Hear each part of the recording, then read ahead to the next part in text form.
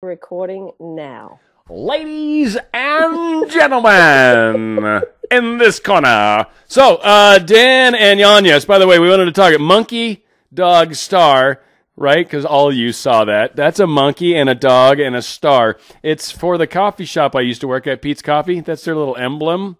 They did a thing. But anyway, that just goes to show you how so many things can be misconstrued or maybe seen differently. But anyways, Agnes Vivarelli, how are you doing today? Hello, Dan. I'm good. Happy to see you for our monthly whatever Right? We haven't named session. it. Yeah. Our thing. Our thingy. Our thing. Yeah. Our Cheerio. I don't know. Yeah. Our Cheerio. I know. You know. So, yes. I know. Now we're going to talk about something kind of cool. Now, is this Neville Goddard? Is he the guy that owns this one, or is this kind of all over the place? Or I think it was inspired by him. I'm going to dedicate this topic to a lovely woman that I deal with called Rayu. She actually asked me about this and asked that I explore it, and I thought this would be a great subject for you and I to explore together. Yeah, exploration's good stuff. Yep. Sounds yeah. So okay. So it's kind of a Neville Goddard thing. Let's I guess we're gonna, the short and sweet of it is building imaginal scenes, which I think is key. I mean, it really gets into the whole imaginal work, the whole creative aspect of what we're trying to do. So what is I already forgot her name. There's a Ray in there somewhere. Rayu. Rayu. No. Yeah. Ray me. Rayu. Do Ray me. So, Rayu. What was Rayu's basic question around the concept?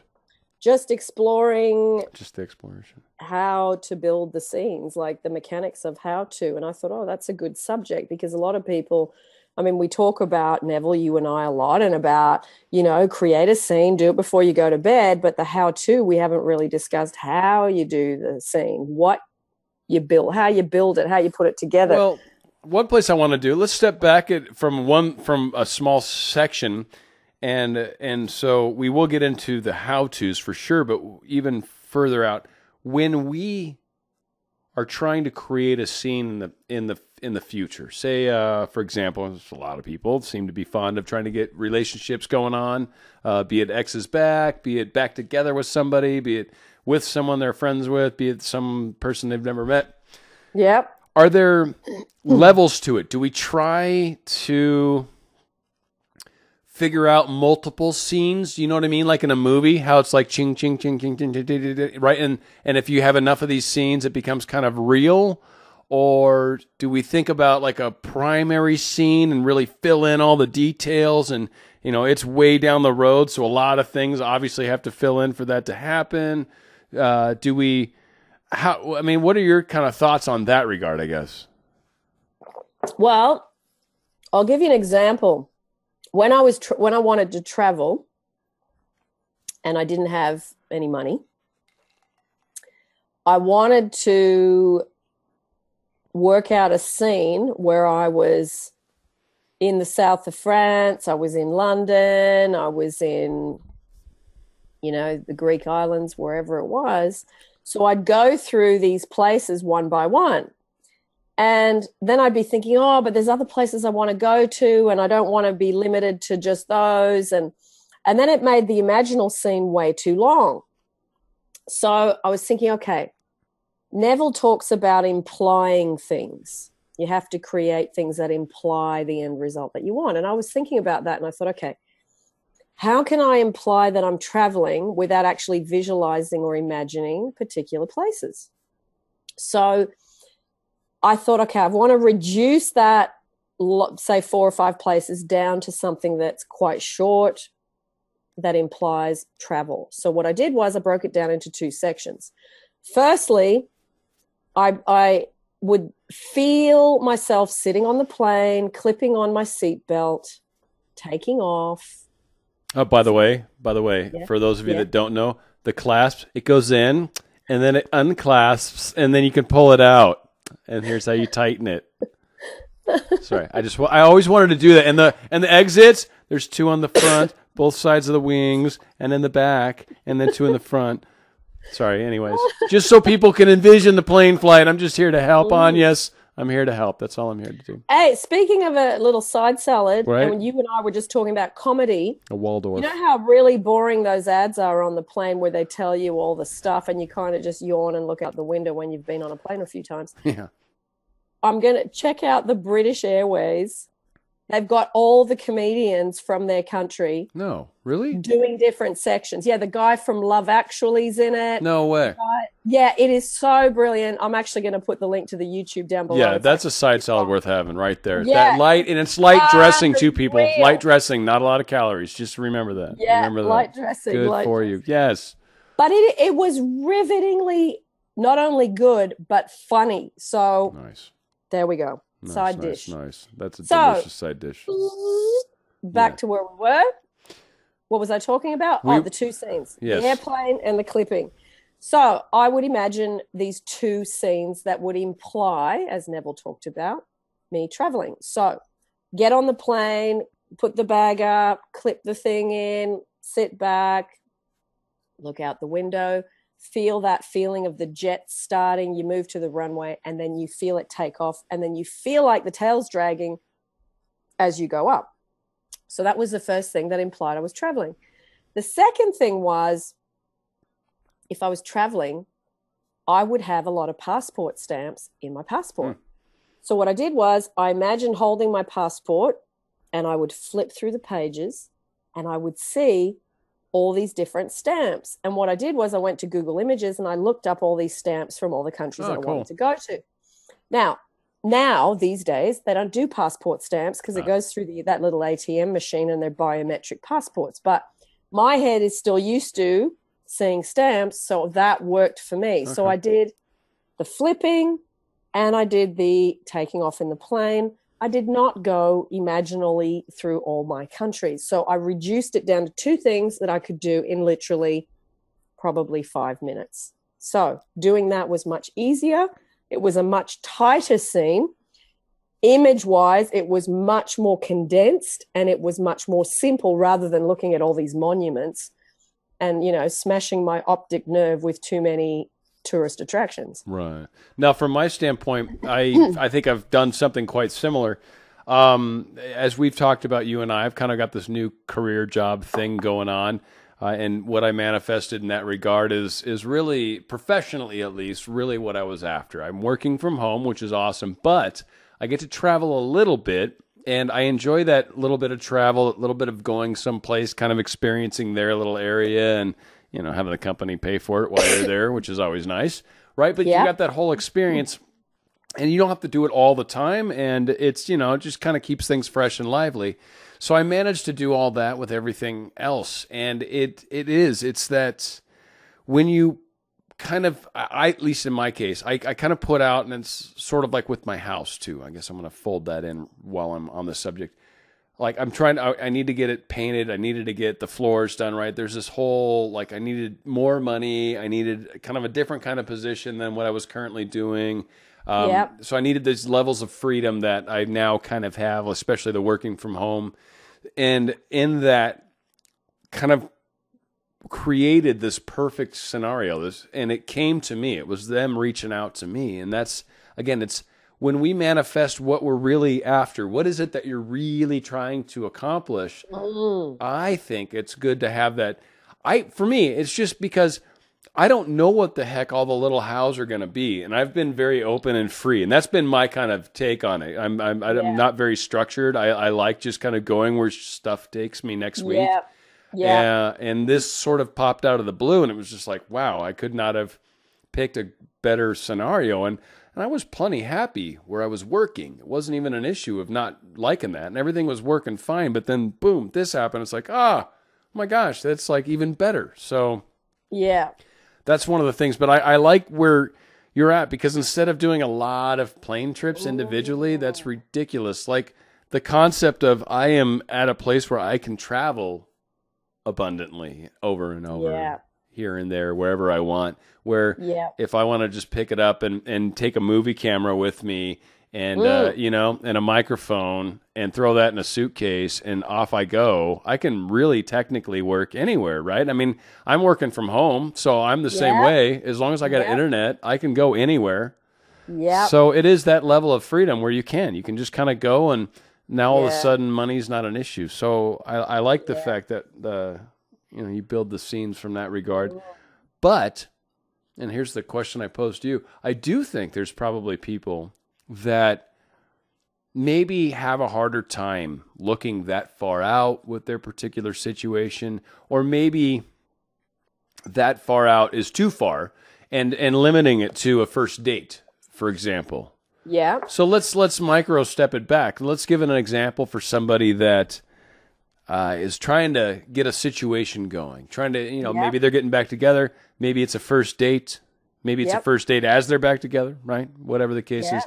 How do they get from right now, I don't know, I texted them yesterday and I still haven't heard back from them. That's where I am right now, to I'd like to have a first date with them. What are you thinking is a good step for a person in that particular situation? As in building an imaginal scene? Yes, exactly. Okay. Yeah. Well, I'd keep it really simple, where you would just create a scene of your first date. So it's like, okay, where do you want to go? It's like an ordinary moment of a first date. Do you bother, and I'm asking this in the sense of knowing that you and I have these discussions with people, but do you imagine that they'll text you back? Do you imagine that first phone call? Do you go to all those little micro steps between, or like you were saying, just kind of stick to what is it that you want to experience, right? I think doing all that just really dilutes it. And then it wears you down mentally, and then you go, oh, God, I got to go to bed and put in all that detail. I can't be bothered. Well, think about it, too. It's like you're specifying something that may not be right for the occasion, may not be like maybe I can't text you right now because I'm on an airplane, right? Like I'm literally on an airplane right now. There's absolutely no way I can possibly text you. And you're sending me a text going, why hasn't he texted me? Well, I'm on an 8-hour plane flight. And I'm not paying for the Wi-Fi or whatever shit, right? I mean, come on. That's not. So again, so who knows what's actually happening? But I think people get so carried away with the little micro steps when what is it that you really want? That's the imaginal scene. Exactly. Hallelujah. That's exactly right. And it's pinpointed focus on that one. Right. It's like a photograph. You're sitting in the restaurant, the candle's on. They've just put the lamb roast, the mashed potato, and the peas in front of you. Delicious. Okay? There you are. I'm getting ready to put a napkin in my my thing right now. I'm gonna have some of that. But yeah, exactly. I've used that meal. Wow.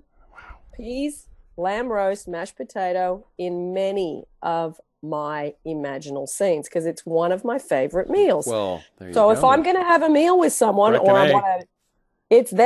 the meal in front of me. That's the one I use. So I use it repeatedly. What's the pie, the shepherd's pie that's not lamb, that's beef? What's that one called? That's just a shepherd's pie with the mashed potato on top. Yeah, but I thought shepherd's pie was lamb. Not necessarily. It could be beef. Oh, you can get a beef shepherd pie. Okay, I thought it had a different name. All right, cool. Yeah, because shepherd's leaf. It's so good, man. Is that English? It's delicious. I don't Whatever. know. It's delicious. It's definitely it's English or Australian, probably. Freaking magic is what it is. Well, in Australia, it'd be I don't know, like kangaroo, and I'm just kidding. I'm kidding. Of course. It's not a bad idea. No, right? Yeah, they're big giant jerks, is what they are. Yeah. So to go back on track, to go back to what we were talking about. So we paint the imaginal scene, and for those people that are looking outward, like I have a hard time seeing past the first date maybe at this moment. So I imagine the first date like we were just talking about. Yeah. Now the next step, I think, for those people is like, all right, now think for a second, because to me it's an exercise of thought, right? Think for a second, after your first date, what do you think the next thing you're going to do? What would be the next fun place to go? Maybe maybe an amusement park, or maybe a movie, or maybe another dinner, or maybe and start imagining the next scene, because that, I think, is also where this whole concept gets really beautiful, is you can build scenes or stack them even outward. Yep. And I think there's a power to that, because it implies to the universe, hey, I'm sticking around for a while with this concept. I'm seeing it out a ways, much like probably you and your special person. Like, I'm going to be, figuring out a way to move out to that country. Like, there's a level of complexity that comes into play when you're I don't know what all's got to happen. There's a whole bunch of things that I'm sure I don't know I even need to deal with to do this, but I'm doing it, and boom. Yeah. And so I think that's a really great example of, don't worry about all the stuff in between. Imagine the final step, or if you're having a hard time, expanding it, then imagine one step further, maybe, than where you're at. So I'm curious what you think. But in saying that, I've got people that say, okay, I want to have a baby, but I don't even have a partner. So I think, okay, yes, you can imagine having a baby, but for that to be believable to your mind, it's probably going to be a bit of a jump.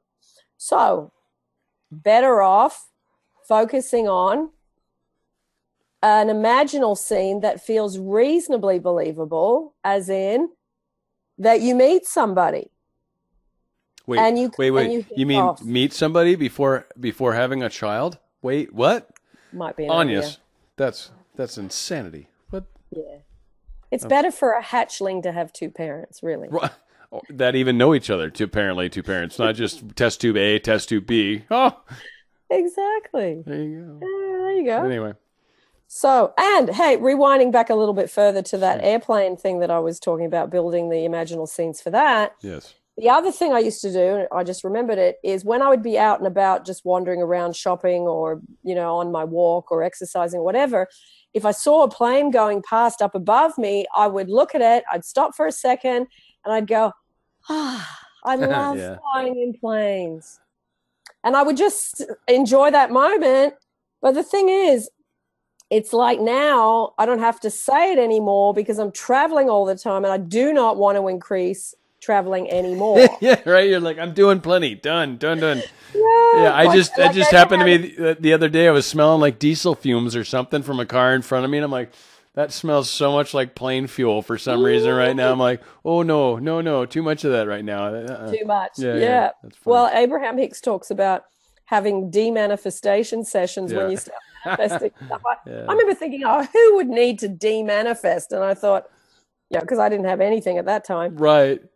So when I remembered that the other day, I thought, now I'm at the point where, traveling 4 to 5 times a year is enough. And that's where they joke right now, and this is not meant to sound as bad as it's possibly. It's like a first world problem, though, right? I mean, it really kind of is. It's just, it absolutely is, Dan. It is. I mean, I'm sure the places where those problems aren't happening aren't exactly getting internet right now. They're not Wi-Fi-ing, but it's just so.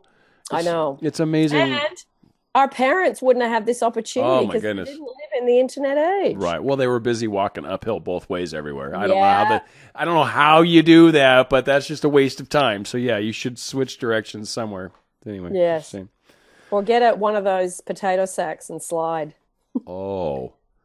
Remember the potato sack? From Agnes Vivarelli. I know exactly what I'm just saying. Like, that's like that was like a science breakthrough. That was right there. That was like the slip and slide. Did you guys have a slip and slide ever? Did they have one of those? The stupid yellow plastic thing that water sprung on, and you could slide down it on your. Yeah. I've got that from my Canadian days. What'd they call it though in Australia? I don't remember it in Australia. It was from Canada. I don't remember what it was called, but I just had a flash of the potato sack. Hey, that sounds good. So I think we covered this concept, right? Building imaginal scenes, and a lot of any other final things you're thinking, but I think the important thing is like what can you imagine far enough out, for sure, and you build that scene, you add things to it, right? I mean, I think that's a part of this too, is if today you've made it what it is, and then tomorrow look at it and be like, whoa, what additional detail can I possibly add to it? I've certainly heard that concept thrown around as well, that maybe is But also, Dan, I don't know if you've had this experience. You build an imaginal scene and you build kind of the skeleton of it, the bare bones. You go through it. You know, you get distracted because it's not really anchored into your head yet. And then if you're doing it repeatedly and you say you do it for a few weeks, I find some new detail finds me. Like, I'm walking 3D through here. Oh, look at that. That painting's on the wall now.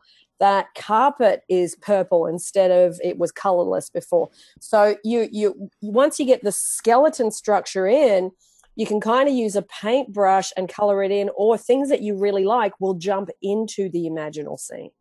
I agree with that. And I think, I mean, from my crazy perspective, I think some of it is too, as we get closer and closer and closer to the reality of it, the reality starts to seep back to us as well. I feel like it's a two-sided thing. And that's just, again, Dan, radio style crazy talk. But when we start getting closer and closer to the manifestation's also talking back to us. It's a point in time, if you will.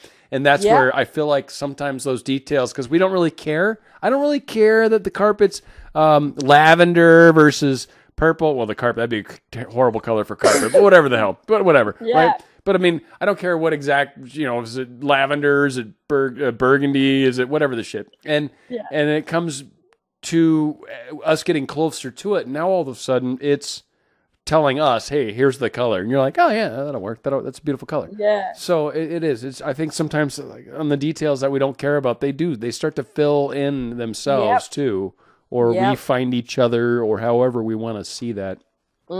I think it's a beautiful thing as the reality comes closer and closer. And I don't know. I love the mechanics of it. That's, I think, the part, from my crazy side of things, that's the part that really, of law of attraction, that fascinates me. It's the mechanics. I get what we think, feel, and do, and that creates a vibration, and that's what attracts. I get that, but it's like the parts within that I think are fascinating. The little moments, the space in between. Like, it's just, there's some really cool little magic moments that happen, and when we notice them. But that's totally off topic. That's probably maybe next show we can talk about those crazy moments. But crazy moments. So building imaginal scenes.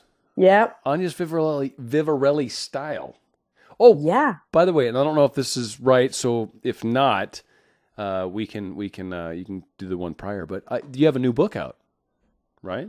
No, not yet. It's not quite yet. Oh, it's coming. I've collected all the stories. I've got book 1, book 2 out on Amazon. But yeah, this is the trilogy. The trilogy. Yeah, the first one's dedicated to my mom, the second one to my dad, and the third one to my brother. So there's only 4. But that's coming. So when's that one due?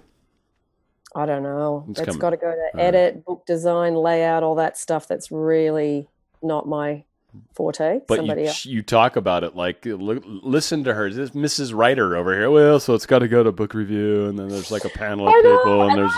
I failed spelling at school. That's why it's I couldn't spell. Yeah, no. I thank God for the little red squiggles. What's wrong with that? Oh yeah, that letter's not supposed to be there. Yeah. Thank God for that.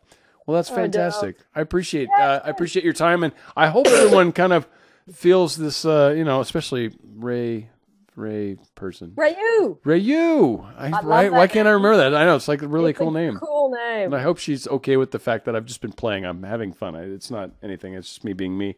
But yeah, building imaginal scenes. I think it's huge. That's a great question. It's a great concept. And I'm glad she brought it up. Yeah, I am too, because it really ties in with Neville, and it ties in with living from the end, living in the wish fulfilled, living from it, all those concepts that Neville talks about that really are the basic building blocks to, one, Neville's teachings, but two, how I've manifested pretty much everything is from using that one thing. Imagination creates reality. Absolutely. But it's getting it off the book into the meditation space. Yep. And without a doubt, from my standpoint, it's like I get this like 45 minutes of 1 month of your time. And that is really where it comes down for me. We could be talking about, shearing sheep. We could talk about that next time. You want a sheep shear? Share sheep shearing talk, maybe? Sheep shearing in Sydney. Sharing of Sydney sheep shearing stories. Yes, no, absolutely. I think we should do that. That's because there'd be thousands of people that would be lining up for our sheep shearing discussions, of course. Well, hey, we could do that, live from some random Yeah, right. farm shed. Live from Crazy Place. Crazy place. I don't know. Outback sheep shearing shed. Exactly. Where all the sheep shearing's happening. It's the central area of sheep shearing. It's the capital. You'll have to wear your spider protective proof suit, though. Remember. I don't like spiders, man. Especially your spiders. You guys have those deadly spiders. I don't like them either. I look. Once I had a spider in my bed. That's not okay. Anyway, I couldn't sleep for like 6 months without. Yeah. No. I just could not. I had to pull the sheet back, check it all. No. Here, you burn the house down. You burn the house down, and then you rebuild, and you're fine. Yep. No more spiders. Yeah. That's how you get rid of And them. another time I was on the freeway, and a spider crawled up my leg and my stomach. And I nearly had an accident because I was on the freeway going quite fast. I couldn't get back in the car. I was freaking out. Was that the one that gave you the spider powers that you now have? Is that why you do all these crazy superpowers that Agnes Vivarelli has? Spider Woman. Well, I've talked about your cage fighting, but we're not supposed to. But I mean, the other side of it obviously is your superpowers. I'm going to get a hat like yours with a spider. That'd be cool. Yeah, it'd be like Spider Monkey Star or something crazy. I just love that logo. I know, it's pretty crazy. I need you to show me a picture of the person that created that because I'm sure they got a weird mind. There's something wrong with them. I'm quite sure. Monkey Dog Star. Yes. Monkey Dog Star. Boom. That's a monkey. That should be the star. And then there's a dog. But anyway. Well, Agnes Vivarelli, thank you as always. I hope everybody enjoyed, and we will do this again soon, I'm quite sure.